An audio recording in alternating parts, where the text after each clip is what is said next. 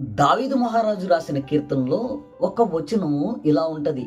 నీతిమంతుల గుడారములో రక్షణను గూర్చిన సంగీత ఉత్సవ సునాదాలు వినబడతాయని. ప్రియమైన దేవుని బిడ్డలారా, నీతిమంతుడు అనగా క్రీస్తు చేత నిర్దోషి అని ఎంచబడి క్రీస్తు పాదాల యొద్ద మన పాపములు ఒప్పుకొని పరిశుద్ధుడుగా తీర్చబడిన వాడు నీతిమంతుడు.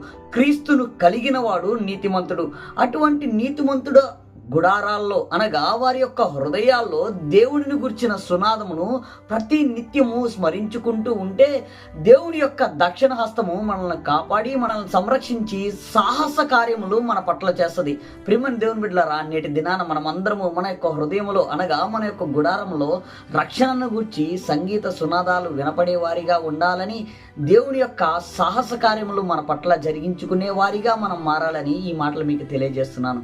ఈ యొక్క చిన్న మాటలు ప్రభు మన వినికిడిలో దీవించును గాక.